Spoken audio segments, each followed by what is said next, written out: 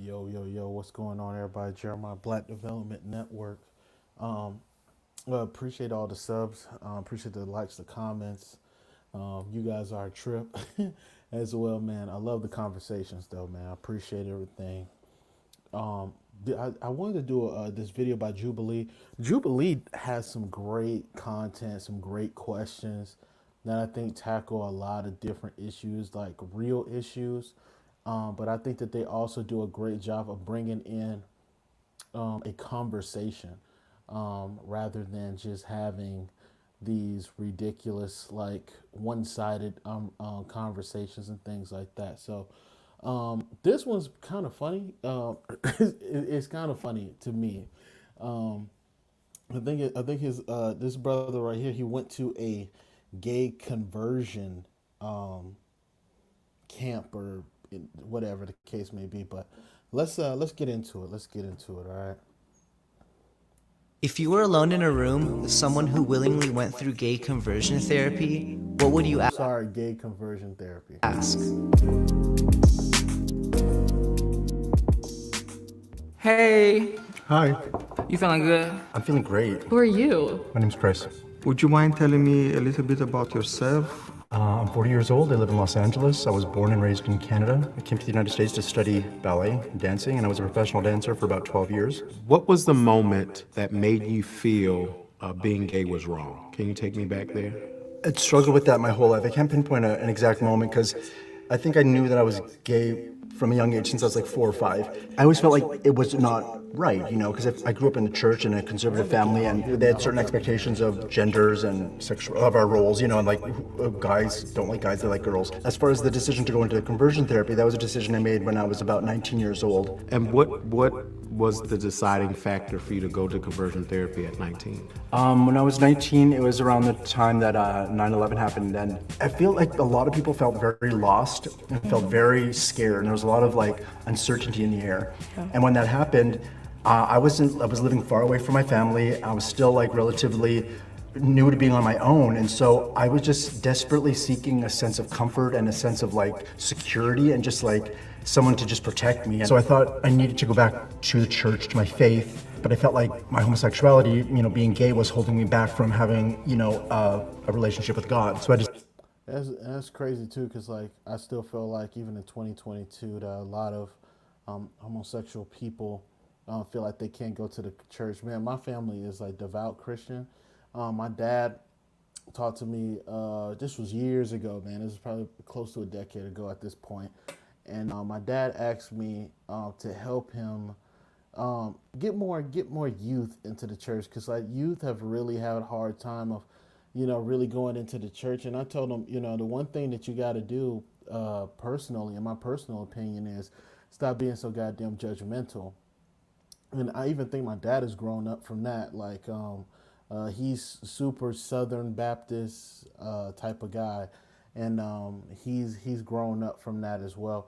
But I think a lot of times, man, with the church being so judgmental of your past and things like that, I always grew up on the thing is come as you are. That's the verbiage that we've always grown up with within my church and everything. But not everybody's on that. decided at that time to go into conversion therapy. That's when I spent 2 years in ex-gay ministry. I don't look at it so much as conversion therapy. I look at it as like healing sexual brokenness. People sometimes are just born gay, and sometimes I do think that they're gay based on things that have happened to them in their life. Are you a devout? That's like an interesting idea, because I think that your sexuality is something that you're born with. I don't think, unless we're talking about places like jail or something, you know what I mean, where you go in there. But I don't really consider you, I'm gonna be honest, bro. I know a lot of people are gonna disagree on this part, but I don't consider you gay just because you went to jail and some dude bent you backwards. You feel me? Would I look at him the same? I mean, I don't think so, and I hate to say that like that, but I can't say that he's gay when he's forced into these. When I mean forced, I'm not saying that he didn't do his crime or anything like that. But when they're forced into these like harsh conditions with men who are sitting behind bars and they're just horny as all get out, going nuts, crazy, and things like that. We might have a conversation about prison one day. But I look at some of those conditions and I do go, man, like, yeah, man, I can see how those conditions do make someone gay. I mean, we can also talk about like molestation and things like that. Do those things play a part? But I also see a lot of homosexual people that have two family households. Nothing has happened to them. No one touched them, and they turned out to be gay or bisexual, pansexual, whatever the case may be. All Christian? I am a Christian. I consider it one of the most important things in my life. I believe in God. I believe that Jesus is the Son of God. I believe that the only way to God and to heaven is through his Son, Jesus Christ. So I believe like that school of thought. Can you give me a little bit of background on maybe what your childhood was like, upbringing? I grew up in a really conservative family. We were part of the Christian Missionary Alliance, really active in church. And my mom and my dad probably had more concern for me. Like, they still loved me, but they didn't like the fact that I was gay. I think my family still kind of has that attitude, but there's no tension there. Like, I think my family's still pretty accepting of me and they still love me regardless. What did the gay conversion therapy consist of? Was it like just like counseling sessions? Was it like overnight stays or anything like that? It was one-on-one counseling as well as group meetings. It was like a faith-based program. So I found it beneficial. I thought that it was good because I like the one-on-one counseling, and I like that, these were therapists that are, helping you work through things that have happened in your life. Nothing really traumatizing happened to me. I think is and he's I don't know when he actually went. Some I guess like some camps just really want to unlock like you and your faith in God. Some bit dog, like some have go crazy with it. I've heard horror stories myself when it comes to these little conversion therapy places. Apparently his was not really that bad, but some of them are absolutely. Even if he, because he's gonna say like, oh well, you lose your license and stuff. Big dog, there literally some, not just in the United States but across the world, that have been open for years. Churches that have been open for years and have like killed people in these conversion therapy. Sexually as a child, but there's other things in my life that they sort of feel like probably maybe made me gay. I don't know if you feel comfortable saying, all the things that went on, because I know that they do like shock therapy and different tactics. Would you say that there was a form of abuse? And then if there were abuse, were there any minors involved? Because I know that a lot of teens. I don't know if y'all saw that. You can pause it, but you can go back and see and pause it. They did say like 40 countries do shock therapy and things like that, which are deemed as inhumane and things like that. So, if you thinking about going to one, bro, you better make sure it's not one that they trying to kill your ass or something. Think about like the United States is some surgeries and things like that. They're deemed you can't really do and things like that. But some of these, other countries, these European countries and stuff, where most of that stuff comes from. I'm telling you, dog, they out there killing folks. Young adults get sent there, so would you say that it was child abuse in a way? That's one of the misconceptions with conversion therapy, that when you sign up for conversion therapy, you're going for shock treatment, you're signing up for a lobotomy. Someone would have their license taken away like so quickly if they. Well, what about mental abuse? In my experience, there was never any type of demonizing of any behavior. It's based on love. It's based in love. Like that's what their whole mission is. It's based on love, but heterosexual love, correct? Not like the quote, love is love. I don't think that would apply in this instance, because they're not saying love is love. They're saying love is a man and a woman. They're trying to work on like self-love and like forming your identity and who you are as a person. It should be in Christ. It shouldn't be in who you have sex with. So just because they have sex with a guy. What?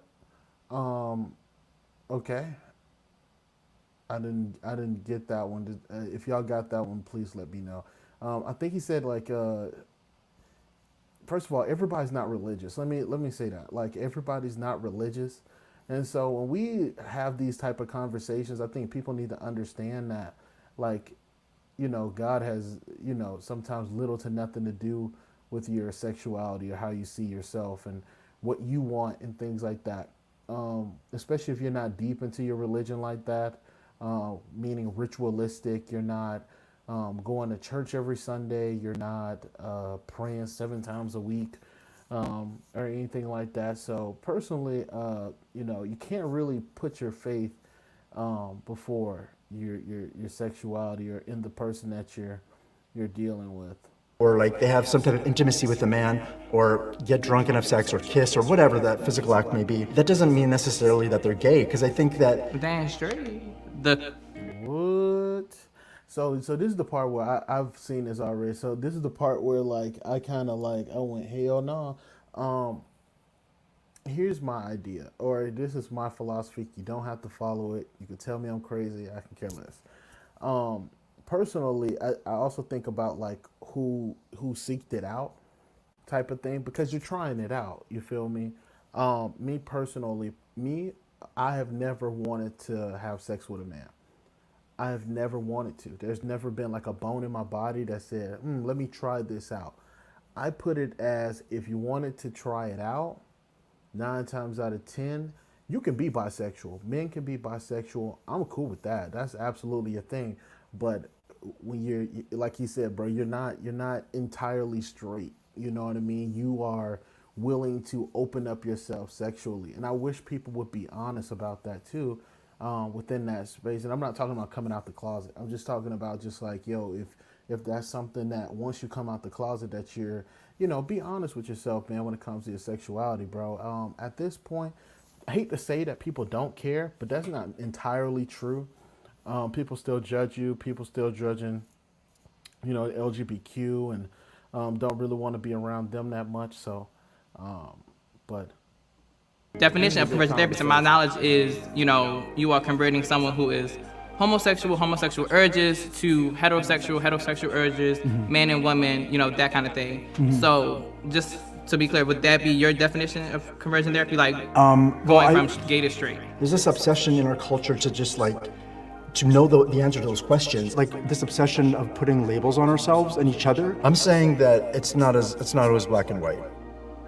Do you want to? Okay, that part I will absolutely agree with, and that's kind of like what I'm saying. To a little.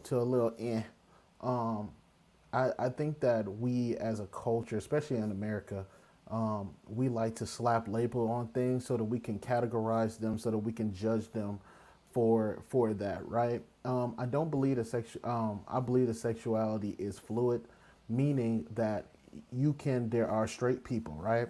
And then there are, bisexual people. There are pansexual people. I don't know about all the other sexualities. I don't really prescribe down the road like that.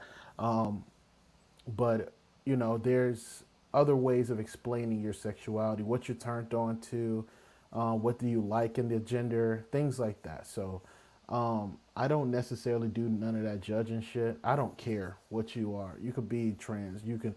And this channel, man, everybody is welcome because at the end of the day, who you sleep with is private.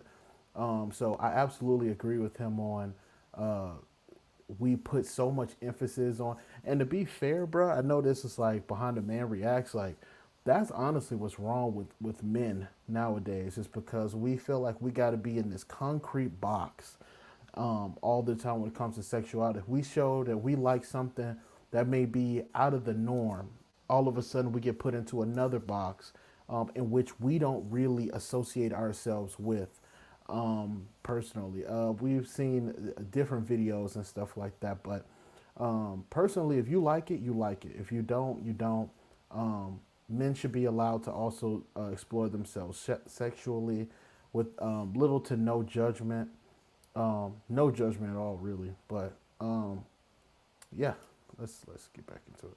Elaborate on what you specifically got out of like going through gay conversion therapy? I don't know, it just kind of helped me see sexuality sort of differently. And I think that maybe it wasn't necessarily the best thing for me, but I don't think that it's good to suppress that or to like prevent anyone else from, exploring that if they think that it would help them. So maybe some people, they have just a smaller attraction towards men. So they go into conversion therapy because they kind of want to work on those attractions so they can have a relationship with a woman and a sex life with their wife and lead that kind of life. So those are factors that come into play when you're defining who you are sexually, Would you do it again? Possibly. I think I'm at a weird place in my life where I would say that I'm gay just based on the fact that I like to have sex with men. I left conversion therapy in my early 20s, and then after that I went into the world of adult entertainment and I did porn and escorting and traveled the world for about 8 years. Do you mind me asking My what kind of nigga, porn? yo, my nigga had a life, boy. He took he took one conversion therapy and he just took off. That's that's why this is so. That's why it's so funny, man. Shout out to him, man. You know what I mean? It can't be easy to sit on camera and talk about stuff like this. And as dudes, a lot of y'all dudes, y'all gonna look at this and go, "Bro, what the fuck is this?" You know what I mean? But I do want people to like open up their ears and open up their perception of what he's saying and things like that. I thought it was funny that he does consider himself gay because he enjoys men more and things like that. And I mean, some people are on that spectrum. It's not to say that they won't have sex with, a woman or something like that. You know what's crazy? I've actually met like homosexual people who will absolutely have sex, whether it's on the low, whether it's private, but they will absolutely have sex with, you know what I mean, the opposite gender. And I just think that's hilarious. But I guess that's what he's talking about. Maybe that particular sex or that particular person associated with that sex has some type of influence or some type of attraction that makes them specifically attractive, but it's not common in every, I don't know, every dude or every woman. You did? Yeah, I did gay porn and I did over 150 movies. So does that go against what the conversion therapy was about? Like, did they say being gay was wrong? It's very complicated. If you figure out sometime in your life that, okay, I'm gay, I like sex with the same sex, I want to live that life, I'm going to get married to, a man and I'm a man. We all end up in that place for different reasons and it's not the same for everyone. Queerness, homosexuality, this like spectrum of sexuality, the spectrum of gender. Do you think that's a bad thing that we're pushing for the normalization of those things? This whole idea that, it's all about love. Love is love, man. Like, just love who you want to love. It's like, I feel like that's the problem, and that's toxic. And I feel like Why? Because love is love. Okay, so here's the thing. You have a girl who's like madly in love with this boyfriend that beats the shit out of her all the time. And, she stays with him for years. She keeps trying to leave him. She can't. It's like this, toxic up relationship. Love is love. It's just about love. It's like, no, love is a feeling. And I think that you cannot base your life and your decisions on a feeling because feelings change all the time. Shit, don't tell me that. Because I've, you know what I mean? I disagree with that wholeheartedly. Personally, I think we're all in some way, shape, or form guided by our feelings. I mean, I make content on the red pill spectrum of manosphere. If you're telling me that they're not guided by their feelings of how they've been treated by women and things like that, then you're lying to yourself, right? I think I get what he was trying to say, but I don't really prescribe to that either.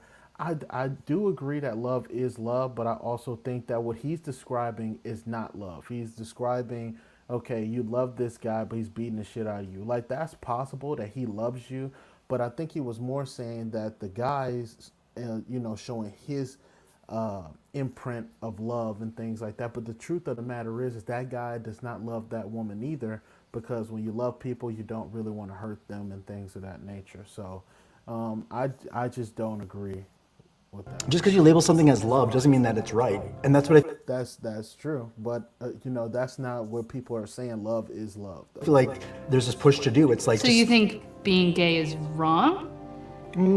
That's what it makes me sound like, that you're comparing homosexuality to an abusive boyfriend, when I think those two things are different. I found it so crazy that he considers himself gay, and I can see the struggle that he's still probably going through in his 40s. And personally, I don't think the gay conversion therapy helped him. I think that it added more questions to his life as to why was he made this way and things like that. Now, I get that you don't want to add labels to yourself, and I get that you don't want to really put yourself in a box, right? And that's totally fair. That's cool. I agree with you there, but there are concrete barriers that make it. That's why those things exist and stuff like that. You know what I mean? So, but the fact that he's like struggling to see if homosexuality is wrong, I don't believe that is wrong. Think anybody, unless you're out there having sex with children, underdeveloped, you know what I mean? Because children are underdeveloped for the most part, and you're going out there having sex with like other animals, like fucking a goat or a dog or something like that. To me personally, that's when you have kind of ventured into something you shouldn't have fucking ventured into. But that's just me, bit dog. I'm gonna stop it right here. Make sure you comment, subscribe, like, talk about this, man. Let's get into it, man. Peace out.